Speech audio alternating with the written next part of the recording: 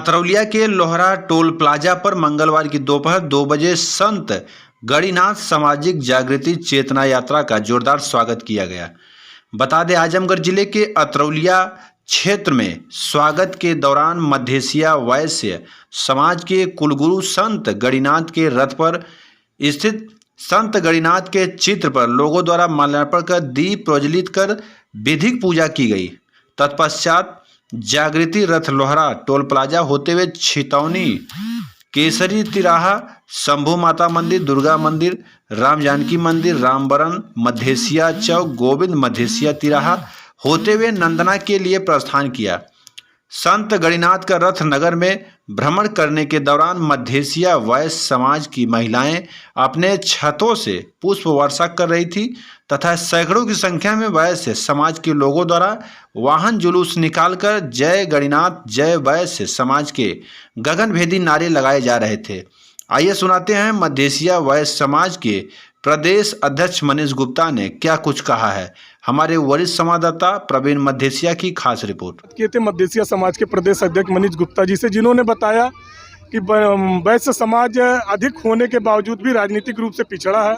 इनके रथ यात्रा का मूल उद्देश्य है कि हम अपनी समाज को, हम अपने कुलगुरु को, हम अपने समाज के महापुरुषों को लोगों के बीच में रखें, लोग उन्हें जाने, लोग उनका सम्मान करें। और इनका कोई राजनीतिक उद्देश्य नहीं है, ये पूरी तरह से अपने समाज के लिए कार्य कर रहे हैं। न्यूज़ भारत के साथ कैमरामैन आशीष कुमार के साथ प्रवीण मध्यसिया, नमस्कार। उत्तर प्रदेश के मध्यसिया समाज के प्रदेश अध्यक्ष मनीष गुप्ता जी से, जिन्होंने समाज को जागरूक करने के लिए 21 दिनों की रथ यात्रा निकाली है। इनका उद्देश्य है कि हमारा समाज कैसे आगे बढ़े, समाज की बुराइयां कैसे दूर हो। आइए हम बात करते हैं मनीष गुप्ता जी से, जो मध्यसिया समाज के प्रदेश अध्यक्ष हैं। कितने दिनों की रथ यात्रा है? जी बिल्कुल, बहुत बहुत धन्यवाद आपको। यह रथ यात्रा संत बाबा गणिनाथ जी की जो रथ यात्रा उत्तर प्रदेश में भ्रमण कर रही है, यह 21 दिनों की रथ यात्रा है। जो रथ यात्रा संत गणिनाथ जी की पावन भूमि, जिनके जन्म स्थान भारत के बिहार राज्य के वैशाली जनपद के महनार बाजार पड़ता है, निकट पलवैया धाम है, जहाँ से यह रथ यात्रा 21 दिनों के लिए बिहार के 3 जनपदों को छूते हुए और उत्तर प्रदेश के लगभग 23 जनपदों में यह रथ यात्रा गुजरी है। इसका समापन कहाँ पे होगा? यह रथ यात्रा उत्तर प्रदेश के मऊ जनपद के हमारे संत श्री सरजूदास जी का आश्रम है, जो अनाथाश्रम चलता है लगभग 150 बीघे में, वहीं पे मऊ के खुरहट में पड़ता है करजौली आश्रम, वहीं पे यह रथ यात्रा समापन होगी। रथ यात्रा का उद्देश्य अध्यक्ष जी क्या है? यह रथ यात्रा का मूलतः उद्देश्य 3 उद्देश्यों से मैं चला हूँ। पहला उद्देश्य है धार्मिक।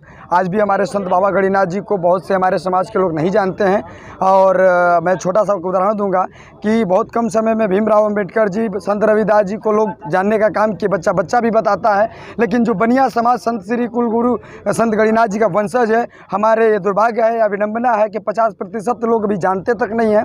तो यह मेरा सबसे बड़ा धार्मिक उद्देश्य है कि इस रथ यात्रा के माध्यम से जब गाँव से लोग बाहर आते हैं तो अपने कुलगुरु बाबा गणिनाथ जी को जानने का काम करते हैं। तो पहला उद्देश्य मेरा धार्मिक है, और दूसरा मेरा सामाजिक, और तीसरा राजनीतिक उद्देश्य है। राजनीतिक उद्देश्य में क्या है? राजनीतिक उद्देश्य में बनिया वर्ग बाजारों में सबसे ज़्यादा पाए जाते हैं। हम गली नुक्कड़ चौराहे पे हमारी सबसे ज़्यादा भागीदारी रहती है, लेकिन राजनीति में हम सबसे पीछे हैं। तो यह रथ यात्रा जो तीसरा उद्देश्य राजनीति को पूरा कर रही है कि आखिर हम दूसरे को नेता बनाने का काम कब तक करेंगे। हमारे अंदर सर्वगुण संपन्न है, हम आर्थिक रूप से संपन्न है, सामाजिक रूप से संपन्न है, और हमें लगता है कि बुद्धिजीवी भी हैं, तो उसके बावजूद में हमारी राजनीति में कोई स्थान नहीं है। तो राजनीति में हमारे समाज की सबसे ज़्यादा भागीदारी हो, हम अपने मुद्दों और अपने विचारों को लेकर अपने आप को स्थापित करें अपने समाज में, तो ये हमारी मूलतः। आपको क्या लगता है आपकी रथ यात्रा से इसमें लोगों में जागरूकता का क्या असर पड़ेगा? बिल्कुल, इस रथ यात्रा से मुझे बहुत सारे नौजवान, जो भी उत्तर प्रदेश में मैं लगभग आज 13वां-14वां दिन है, और ऐसे नौजवान बाहर निकल के आए हैं जिनको हमारे संगठन के बारे में नहीं पता था, बाबा गणिनाथ जी के बारे में नहीं पता था। तो उनकी एक जो यूनिटी और उनकी जो ताकत मिल रही है, तो कहीं ना कहीं राजनीतिक चेतना के माध्यम से हम लोग का राजनीति में अपना बड़ा विकास होगा, बड़ा संबंध स्थापित होगा। और मूलतः रूप से देखा जाए तो नौजवान जो बढ़ के राजनीति में इस रथ यात्रा के माध्यम से आ रहे हैं, हम लोग अपने आप में देखिए, जो नौजवान आपके सामने दिख रहे हैं, तो देखिए किसी भी कार्यक्रम को करने का मतलब ये होता है कि जो लोग अंदर से बाहर आते हैं, एक दूसरे का समन्वय स्थापित होता है। कोई भी संगठन या कार्यक्रम 3 चीज़ों से चलता है: कर्ता, कार्यालय और कोष। तो हमारे सबसे अहम चीज़ है कर्ता। हमारे संगठन के माध्यम से जो रथ यात्रा गुजर रही है, कार्यकर्ताओं को जोड़ने का काम करिए, और ये